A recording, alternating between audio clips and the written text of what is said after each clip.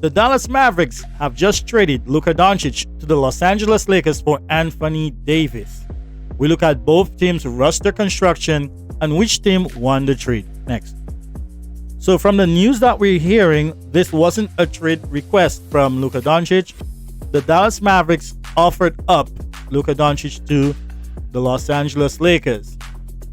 We're not hearing anything about a trade request from Anthony Davis' side either.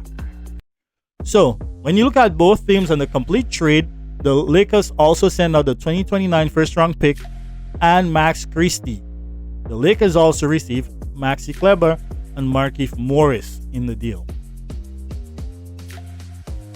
This has to go down as one of the most shocking and confusing trades of all time currently as we speak. There may be more trades to bolster the rosters of each team, but as of right now, if you look at the team construction, it doesn't make much sense either. First of all, Luka Doncic is a future MVP, a franchise star, and he's only 25 years old. Why would you trade him up for Anthony Davis, who's not as good as a player right now, and he's already 32 years old? Well, from the Dallas Mavericks perspective, they think it's a win-now option. They're in win-now mode, so they trade for Anthony Davis. And if you look at their roster construction right now, their starting five would be Kyrie Irving, Klay Thompson, PJ Washington, and then you have a combination of Derek Lively when he gets fit. You have AD and Daniel Gafford playing the 4 and 5. Between the three, there's two of them. Is that a win-now roster?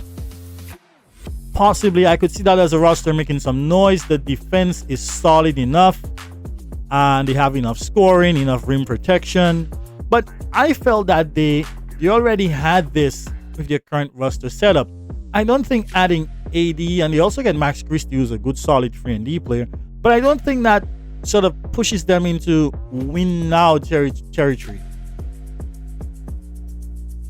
A team making a win-now trade would trade someone who's a developing young star, future MVP, or someone who's in win-now mode. But Luka Doncic is currently better than Anthony Davis, so I don't see how it changes things that much. Slightly more balanced the roster, but from a talent perspective, I don't think the Dallas Mavericks improved a whole lot. So it is really confusing. I think it comes from a fraction between Luka Doncic and the Dallas Mavericks board. We know that Mark Cuban is a headstrong player, headstrong guy. Luka Doncic also the same way. I think there's something they're not telling us, and it could have been from a fraction, long-term fraction between the two sides, the front office and Luka Doncic, which led to the trade.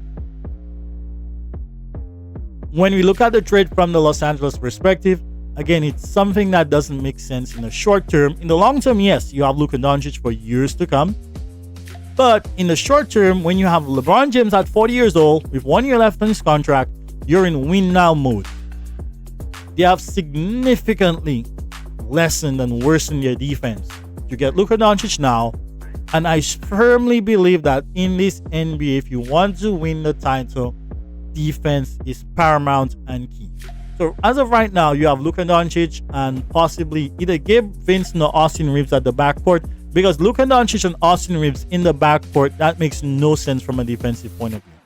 Now the Lakers have enough wing forward size players to compensate for defending bigger players, but from a point of attack defense, I think it makes more sense to start Gabe Vincent next to Luka Doncic and have Austin Reeves come off the bench and give you production there. So let's just assume we have Gabe Vincent, Luka Doncic in the backcourt.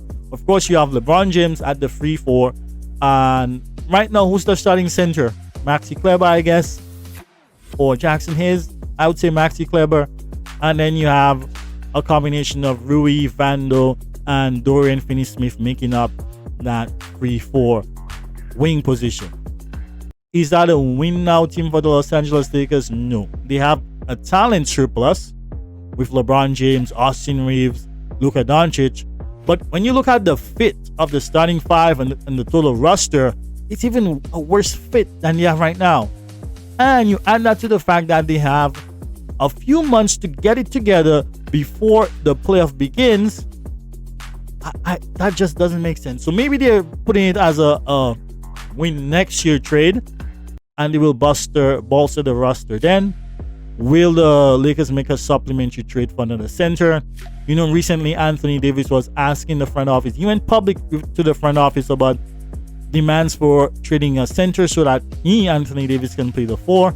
Maybe they're trading him in retaliation to that, and them not willing to sign a center and use 2 first-round picks. But here, so maybe that's in retaliation to that. Was LeBron James part of that trade? Was he part of the discussions for that trade? We don't know. Did they speak to Anthony Davis? Did they have his green light on the trade? We don't know. But we will see as the news unfolds, and I'll try to update you here. Subscribe, like, comment, share.